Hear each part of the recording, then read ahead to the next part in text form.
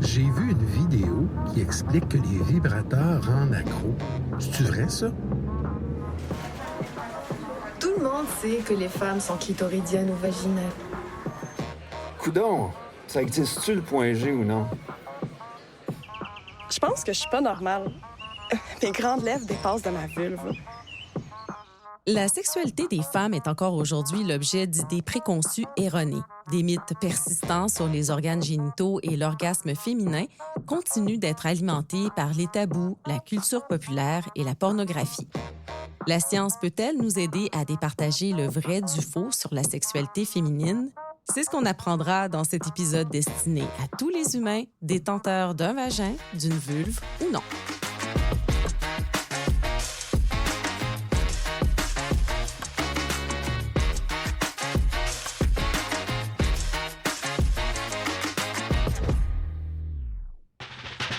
Bonjour, ici Ève Baudin, bienvenue au Détecteur de rumeurs. Aujourd'hui, on se penche sur les mythes entourant la sexualité féminine avec Sarah Mathieu-Chartier, chercheuse en santé sexuelle au Club Sexu, un média à but non lucratif qui a pour mission de rendre accessibles les savoirs sexologiques. Elle est aussi chargée d'enseignement à la Faculté de médecine de l'Université Laval et à l'Université de Montréal. Merci d'être avec nous, Sarah. Ça fait plaisir.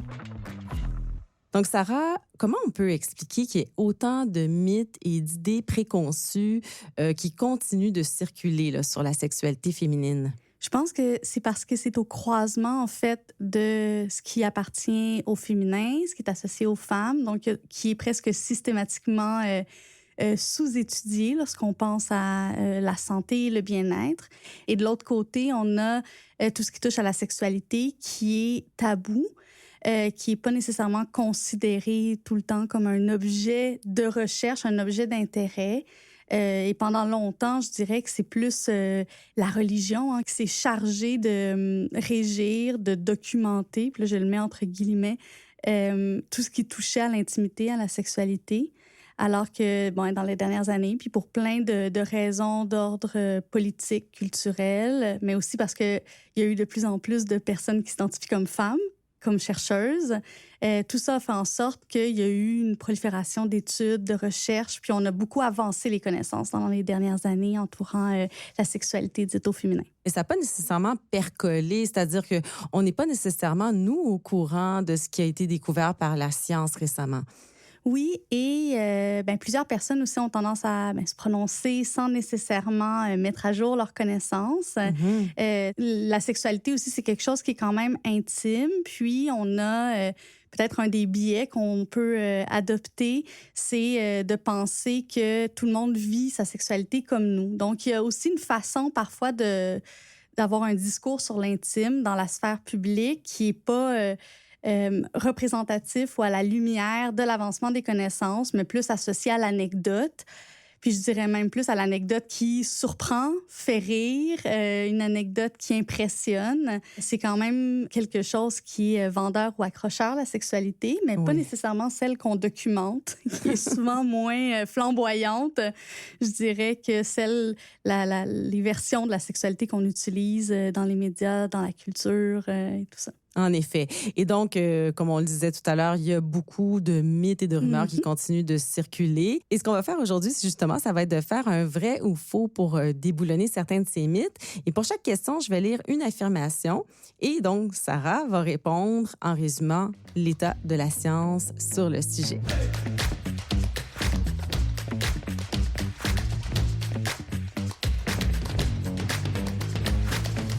Alors, Sarah, on va commencer avec un premier vrai ou faux. Le clitoris est tout petit. Vrai ou faux? Faux. Mais sans être immense.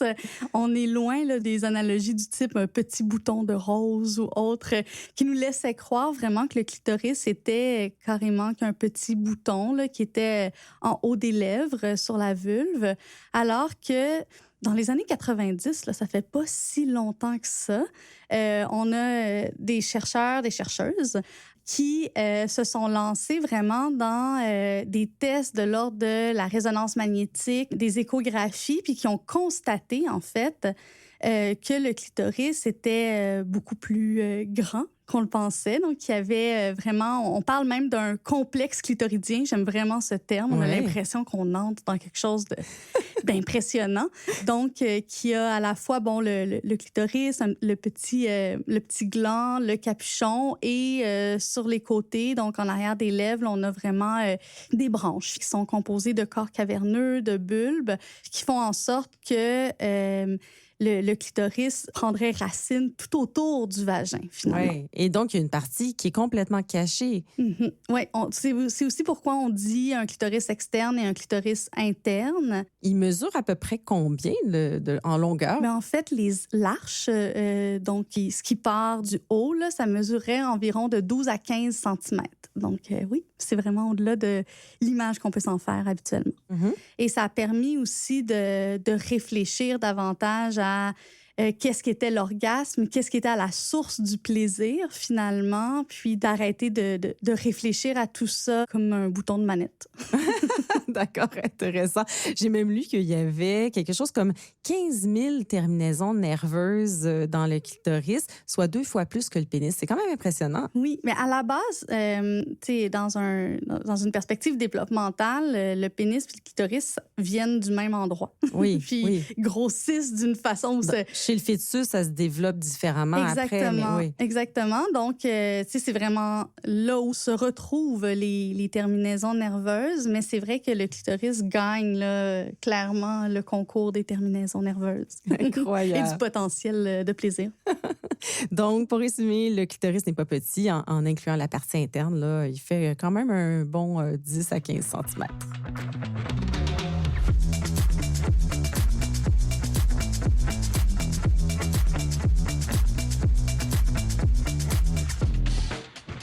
Deuxième affirmation, certaines femmes sont clitoridiennes alors que d'autres sont vaginales. Vrai ou faux? Faux. Mais il y a une première chose, je pense, qu'il faut mettre de l'avant à mes yeux, puis je pense aux yeux de plusieurs chercheuses et chercheurs qui s'intéressent davantage à l'expérience, qu'une personne se dise clitoridienne ou vaginale. Si c'est cette façon-là qu'elle a de vivre l'expérience, de ressentir le plaisir, ça va, puis je pense qu'il y a même, ce sont des résultats de recherche intéressants. Après, c'est vrai que la seconde où on comprend mieux le clitoris, ce complexe clitoridien, on s'aperçoit bien que le plaisir ressenti, même lors d'une pénétration vaginale, découle beaucoup, pour une grande proportion, de la stimulation du clitoris interne. Et donc, ça serait un faux débat que de se demander si on est clitoridienne ou vaginale. Ce qui est aussi intéressant à réfléchir dans une perspective plus socio-historique, c'est que pendant longtemps, il y avait comme une hiérarchie entre des orgasmes clitoridiens qui seraient moins matures. Puis là, on remercie Freud une fois de plus de nous avoir légué, d'avoir ouvert la porte d'un côté, mais de nous avoir légué quelques mythes qui sont durs à rattraper. Mais donc, ça serait un orgasme qui serait de moins grande qualité ou moins associé au relationnel. Alors que l'orgasme vaginal serait comme un objectif à atteindre. Mais la seconde où on comprend mieux l'anatomie, ça nous permet de voir puis de comprendre que finalement, le plaisir vient essentiellement du clitoris, interne-externe. Et donc, il ne faut pas non plus d'évaluer des expériences sexuelles avec partenaire ou sans partenaire qui impliquent ou demandent une stimulation du clitoris. Mm-hmm. Donc, ce que je comprends, c'est qu'il n'y a pas nécessairement 2 types d'orgasmes et finalement que la science n'a pas tranché là-dessus. C'est une question d'expérience personnelle. Oui, en gardant en tête que le clitoris y est pour beaucoup malgré tout. D'accord.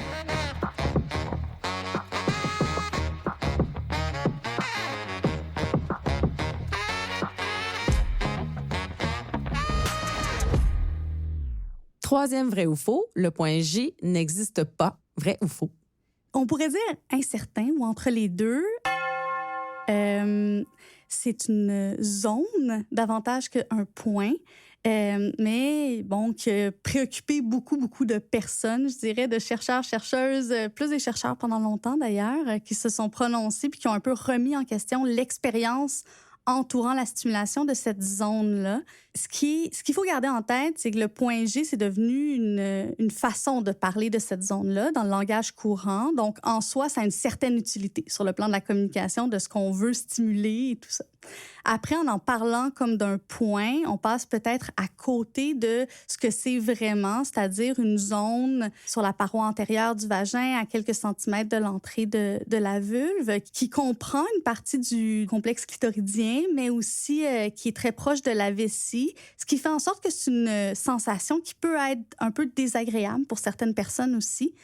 Mais il ne faut pas partir à la recherche là, d'un point très précis, sans quoi on risque soit de se décourager ou d'avoir une stimulation désagréable. OK, donc quand on parlait d'un point là, avec une texture un peu rugueuse qu'on pouvait rechercher donc avec son doigt ou tout ça, ça, c'est pas vraiment ça chez toutes les femmes, c'est ce que je comprends. C'est pas... En fait, c'est ça, c'est que le vagin, en fait, il y a plein de formes de vagin, donc ça ne s'exprime pas de la même façon. Ce qu'on voit quand même, c'est que lorsqu'il y a une stimulation, une certaine excitation, chez certaines personnes, on va sentir que cette zone-là va gonfler, va changer un peu de texture. Donc, c'est toujours intéressant d'explorer, d'aller voir les sensations en lien avec ça, mais il faut faire attention à chercher une espèce d'uniformité au niveau anatomique, mais aussi sur le plan des sensations qu'elle procure. OK. Donc, pour résumer, le point G, c'est plutôt une zone G qui est reliée au complexe clitoridien, mais qui n'est pas toujours agréable à stimuler chez toutes les femmes. Mais qui peut l'être. Donc, il faut aller voir. OK.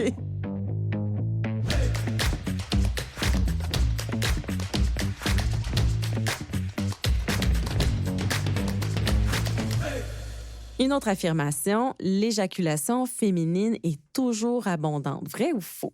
En fait, ce serait faux. D'abord parce qu'il faut faire une distinction entre éjaculation et squirting. Malheureusement, on n'a pas de mot français là, qu'on utilise pour parler de ce deuxième phénomène-là. Fait que dans le cas de l'éjaculation, le petit liquide blanchâtre là, qui va être un petit peu plus épais va sortir sur les côtés de l'urètre, là, produit par des glandes de Skene. Alors que lorsqu'on parle du squirting, on pense à aussi des termes comme femme fontaine. Là, on parle d'un liquide qui va parfois être abondant, bien que pas tout le temps, puis parfois un peu plus propulsé, d'autres fois ruisselant. Mais dans tous les cas ici, c'est un liquide qui sort par l'urètre, qui est émis par la vessie et qui s'apparente à de l'urine. Mais en termes d'expérience, là, on est la plupart du temps dans quelque chose là, qui est beaucoup plus, qui n'est pas odorant, qui va être plus un liquide transparent. Mais c'est ce qui fait quand même, parce que c'est parfois associé avec une petite sensation d'avoir envie d'uriner, de faire pipi.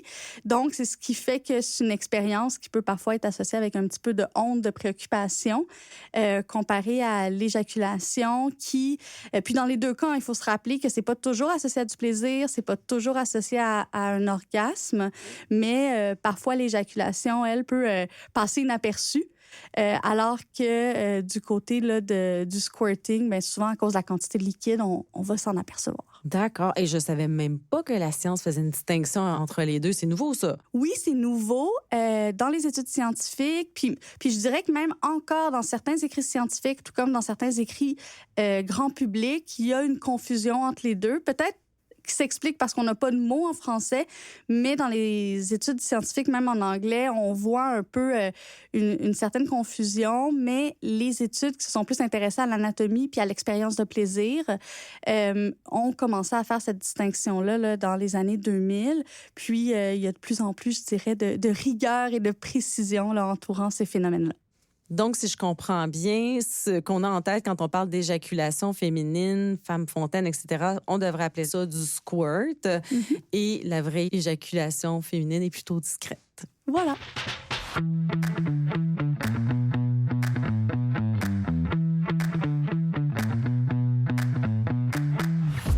Il y a beaucoup de mythes et de rumeurs qui circulent sur l'apparence et la taille des organes génitaux féminins. Et donc, je vais lire maintenant une affirmation qui semble-t-il être assez courante. Les petites lèvres ne devraient pas dépasser les grandes lèvres. Vrai ou faux? Faux. Ouais. Dans le sens où on a utilisé le verbe devoir. Donc, évidemment que les petites lèvres peuvent, pour certaines personnes, ne pas dépasser, alors que d'autres petites lèvres peuvent dépasser les grandes lèvres. Donc, si on prend un pas de recul là, puis qu'on s'imagine tous ensemble une vulve dans notre tête. Donc, on a les grandes lèvres, puis à l'intérieur, les petites lèvres.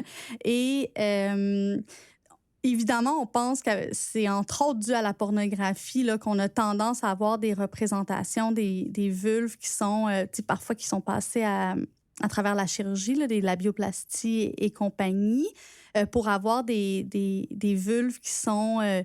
qui correspondent à un certain stéréotype. Mais on peut aussi penser à des planches anatomiques dans des dictionnaires visuels de notre enfance où on voyait très rarement des petites lèvres dépassées. Là. Déjà, les organes génitaux étaient... Cachés. Cachés ou très... enjolivés. Oui, montrés de façon très épurée, on pourrait dire.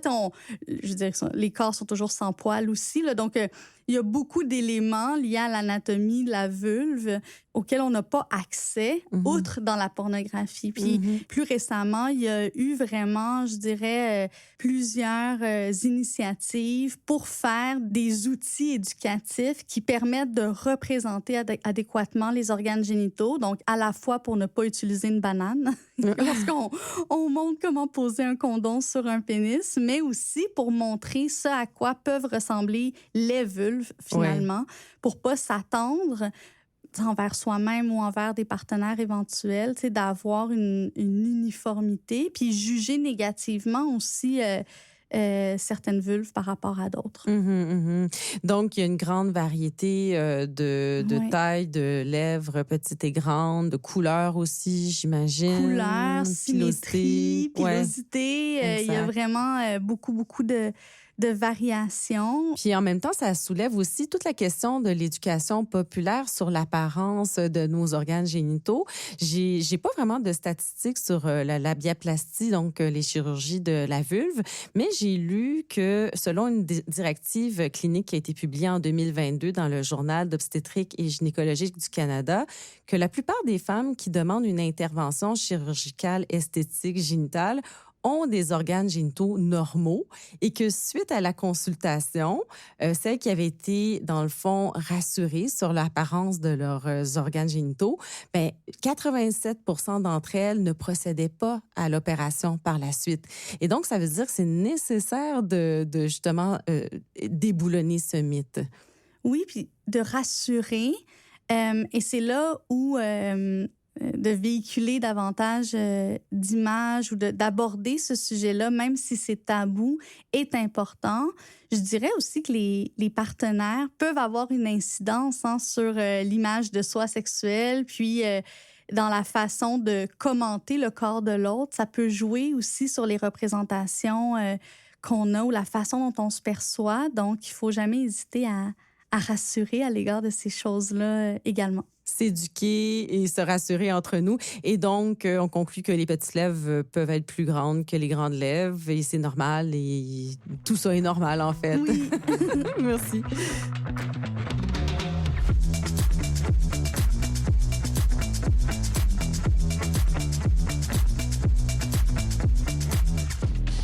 Prochaine affirmation, la taille du vagin s'élargit quand on a beaucoup de rapports sexuels. Semble-t-il que plusieurs personnes pensent ça.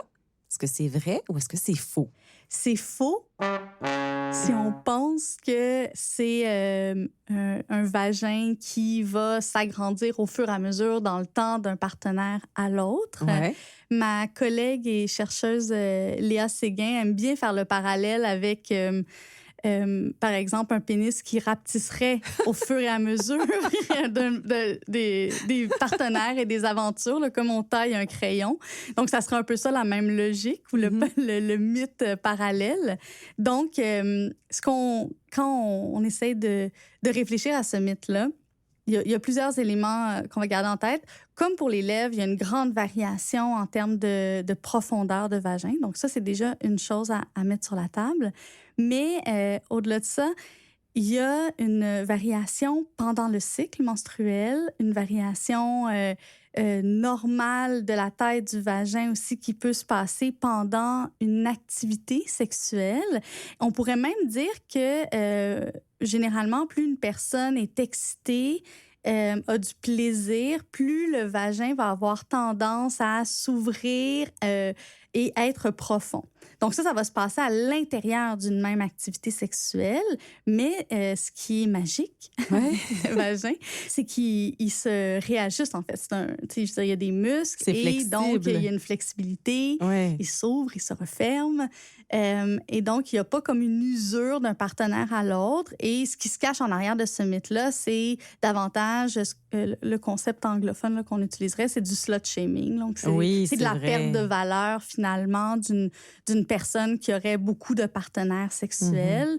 Puis une glorification aussi de ce qui serait serré et associé à la virginité, à la pureté. Donc, on est pas mal plus dans des représentations sociales que dans des faits anatomique. Oui, puis c'est aussi démontré par la science que le vagin va aussi s'allonger durant l'ovulation. Je suppose aussi qu'après un accouchement, les femmes, il y a quand même ça va prendre un certain temps avant que le vagin revienne exactement. Oui, puis il y a certaines transformations qui peuvent se passer à ce moment-là, inévitablement, puis au courant de la vie. Bien sûr. Mais ça serait juste faux de faire un lien avec le nombre de partenaires ou le nombre d'activités sexuelles. Oui, on va dire ça. Donc, le nombre de rapports sexuels n'a rien à voir avec l'agrandissement de la taille du vagin. Voilà, c'est dit.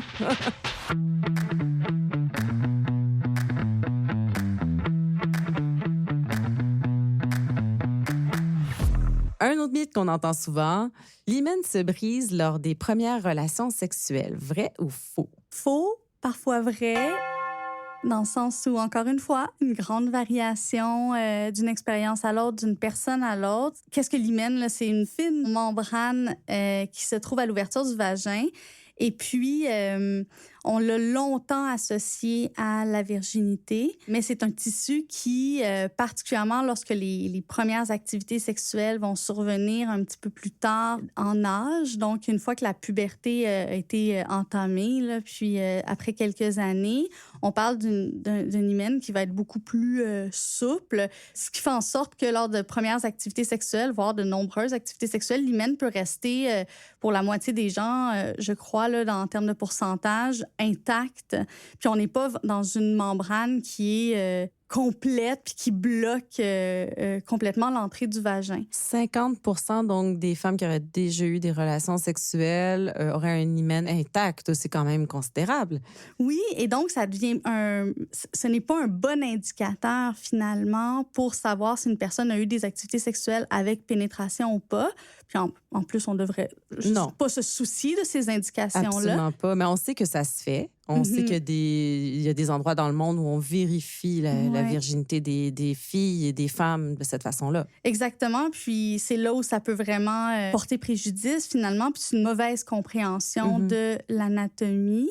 Un peu comme aussi, un autre indicateur serait la présence de sang après une première activité sexuelle ou d'une certaine douleur. Puis, étant donné ce que j'ai mentionné tout à l'heure, on voit bien que ça ne va pas nécessairement briser, ça ne va pas nécessairement... Puis en fait, on espère que les premières activités sexuelles, ça devrait être agréable. Donc, souvent, la douleur est pas mal plus associée à une activité sexuelle pour laquelle on prend pas le temps de vraiment être dans le plaisir, dans la lenteur, dans la préparation, la lubrification. Donc, il y a là aussi une déconstruction à faire. Mais c'est intéressant de voir aussi que c'est donc une membrane qui est pas un tissu que lorsque ça se brise, il y a plein de sang. Là, on a plusieurs représentations de cet ordre-là. Puis est-ce qu'à l'inverse, il y a des femmes qui naissent sans hymen? Ça arrive aussi? Ou du moins qui sont pas, que l'hymen va pas être très apparent. Ou tout comme il y a des personnes qui vont avoir une hymen qui va demander une intervention chirurgicale parce qu'elle va être complètement fermée. Ah oui. Parce que le vagin va être complètement fermé. Et là, ça peut poser problème par rapport à l'écoulement des règles et tout ça. Donc, il y a une grande variation à ce niveau-là également. Donc, la présence d'un hymen n'a rien à voir avec la virginité d'une personne. Hey!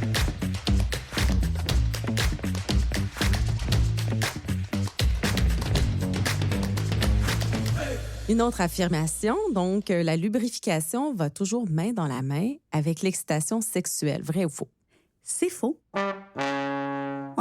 C'est important, je dirais, de distancer l'excitation physique et l'excitation érotique, mentale, le désir. En fait, ce qu'on associe vraiment à un état d'excitation, on pourrait dire une certaine subjectivité. Donc, on peut, par exemple, être très excité, être dans une posture, là, être très désirante, mais faire face à certains troubles au niveau de la lubrification pour des raisons hormonales, pour des raisons de connexion avec son corps, pour des raisons de stress à certains moments. Exactement, la ménopause. Et c'est quand même une expérience qui est rapportée par beaucoup de femmes qui font face à la préménopause, ménopause et tout ça. Donc, c'est là où ça peut être intéressant de se tourner vers des alternatives comme des lubrifiants commerciaux. Mm-hmm. Mais c'est toujours intéressant de regarder, on peut se poser la question, en fait, de se dire, qu'est-ce qui fait que je semble pas lubrifiée? Est-ce que c'est en lien? Est-ce que ça reflète mon état d'excitation? Est-ce que j'ai besoin d'un coup de pouce ou j'ai besoin d'une meilleure stimulation ou d'une stimulation plus longue? Mm-hmm. Donc ça peut être des questions intéressantes. On peut aussi regarder à l'inverse. Il peut y avoir un état d'excitation, des signes d'excitation physique, mm-hmm. comme la lubrification, sans qu'il y ait un état d'excitation mentale. Donc, c'est des choses qu'on peut observer, entre autres, dans des contextes d'activités sexuelles non consensuelles, de viol, où il va y avoir une stimulation physique qui va déclencher la lubrification, mais ça légitimise en aucun cas. C'est un réflexe du corps, en fait. Exactement. Les glandes vont sécréter ça pour faciliter donc la pénétration, mais c'est simplement un réflexe des glandes, là. C'est ce que tu veux dire. C'est ça. C'est le corps qui réagit, finalement. Mm-hmm. Mais ça ne reflète pas un état d'excitation, un état de désir, puis encore moins un consentement. D'accord. Donc, il faut vraiment dissocier les deux. Donc, l'excitation et la lubrification vaginale ne vont pas toujours main dans la main ensemble. On peut être excité sexuellement sans pour autant être lubrifié et vice-versa. Voilà.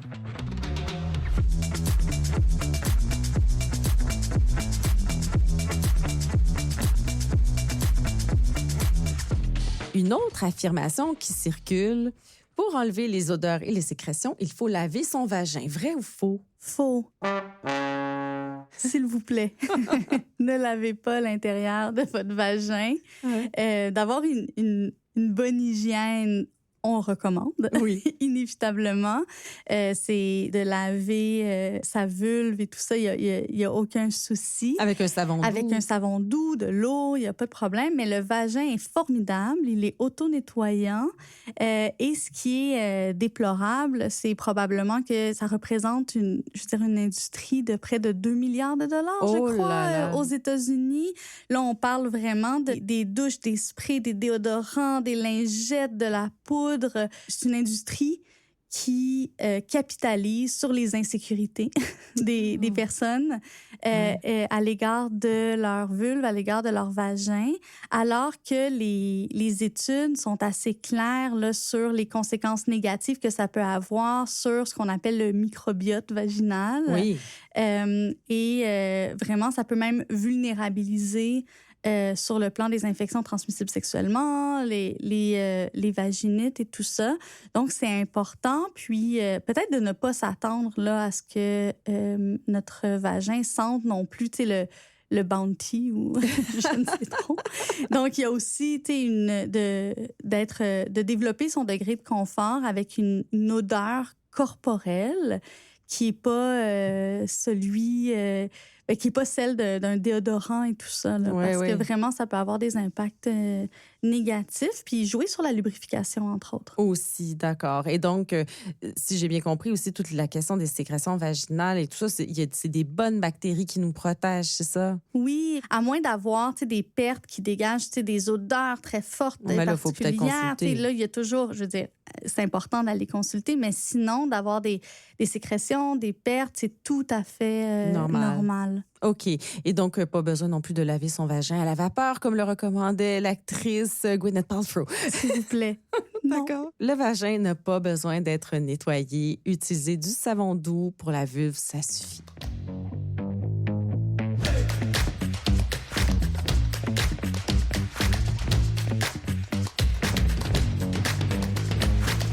On termine avec une dernière affirmation qui m'a un peu étonnée, mais je pense que toi, tu l'entends souvent. Les vibrateurs rendent accro. Vrai ou faux? Faux. Mais... Je me le mets toujours. Un peu comme le mythe l'entourant, tu sais, la désensibilisation là, liée à l'usage du vibrateur. Il y a quand même il y a eu une démocratisation là, des jouets sexuels. Il y a même eu une hausse importante des ventes de jouets sexuels pendant la pandémie. Donc, on n'avait pas beaucoup de choses à faire. On était un peu stressés. Il y a une démocratisation du discours entourant les jouets sexuels, ce qui fait en sorte que beaucoup de personnes ont testé des choses. Les jouets sont plus élaborés, sont plus efficaces. Et c'est vrai que des études qualitatives ont permis de mettre en lumière qu'il y a une expérience de plaisir et d'orgasme qui est plus efficace et rapide parfois avec un vibrateur si on le compare avec une stimulation qu'on pourrait dire manuelle ou une stimulation qui serait avec partenaire. Et ça peut susciter des inquiétudes du genre « je pourrais plus m'en passer » ou ça enlève la qualité d'expériences autres. Mais ce qu'on observe finalement, c'est qu'on va pas chercher tout à fait les mêmes expériences, les mêmes sensations. Donc, on pourrait comparer peut-être l'expérience avec vibrateur à quelque chose qui relève plus du fast-food. Donc, un truc efficace qui est agréable, mais qui n'est pas une expérience sexuelle comme on l'a dans une séance de masturbation peut-être plus, je sais pas moi, exploratoire, manuelle, sensorielle ou encore avec un, voire des partenaires. Je me demande quand même s'il n'y a pas une question de sentiment de désensibilisation. J'ai lu, par exemple, un article dans The Journal of Sexual Medicine, donc un article scientifique qui date de juillet 2009, que 70% des femmes disent ne pas avoir eu de symptômes désagréables en lien avec l'utilisation d'un vibrateur, mais que quand même 17% d'entre elles rapportent avoir une expérience de désensibilisation et environ 1%, ça a duré plus d'1 heure ou plus d'1 jour. Donc, est-ce que ça peut causer ça, l'utilisation d'un vibrateur, par exemple? C'est sûr que certains jouets sexuels, et on a vu même le développement technologique à ce niveau-là, de façon assez fulgurante dans les dernières années. Donc, des stimulations qui sont plus de l'ordre de la pulsion ou d'une succion, très centrées sur le clitoris externe. C'est assez, on pourrait dire, c'est non seulement très ciblé, mais il y a une certaine puissance. Donc, ça peut être associé à une certaine forme d'engourdissement, là, mais qui est très, très temporaire, finalement. Fait que là, c'est voir, est-ce que ça suscite suffisamment de désagrément pour arrêter ou essayer de se retourner vers un autre type d'expérience, parce qu'il y a plein de façons de se stimuler, de se masturber. Mais sinon, en soi, on n'a vraiment pas documenté d'expérience de désensibilisation à long terme. Je pense que ce qui préoccupe davantage les gens, c'est de ne pas être capable de reproduire une stimulation aussi satisfaisante, finalement, lors d'activités sexuelles avec partenaire. Mais ça illustre aussi une espèce de hiérarchie qu'on fait entre une activité sexuelle qui impliquerait un support technologique puis une activité sexuelle sans support qui serait plus pure, plus relationnelle, associée à de la connexion. Donc, c'est peut-être aussi une fausse dichotomie. Il faut faire attention. On peut mélanger les deux. On peut avoir ça dans une certaine fluidité, de se dire qu'il y a certains types de plaisirs que j'ai seul ou avec un soutien technologique, puis d'autres que j'explore avec partenaire. Et donc, les vibrateurs ne rendent pas accro. Et s'il y a une désensibilisation, ce n'est que temporaire. Voilà. Merci, Sarah, d'avoir déboulonné tous ces mythes sur la sexualité féminine. Et je pense que ça rappelle toute l'importance de se renseigner auprès de sources fiables qui reposent sur des données scientifiques. Est-ce que tu en as à nous proposer? Évidemment que je vais souligner le travail qu'on fait au sein du Club Sexu, qui est vraiment un travail d'équipe où il y a une alliance entre des personnes qui travaillent sur le plan créatif avec des sexologues et des chercheuses en sexologie. Donc, un contenu qui est fiable, mais pas plate. Oui, en effet. Allez voir leur site, donc clubsexu.com. C'était Le Détecteur de rumeurs, une production de l'Agence Science Presse soutenue par le scientifique en chef, les Fonds de recherche du Québec et le Bureau de coopération interuniversitaire. Vous trouverez les références des études citées dans les notes du balado. À la recherche, Fanny Robachère. À la réalisation, Claudie Fortier-Saint-Pierre. Au mixage sonore, Jonathan Doyon. À la production et à l'animation, moi-même, Ève Baudin. L'épisode vous a plu? Abonnez-vous sur votre plateforme préférée. Ça nous aide à poursuivre notre mission. On se retrouve au prochain épisode.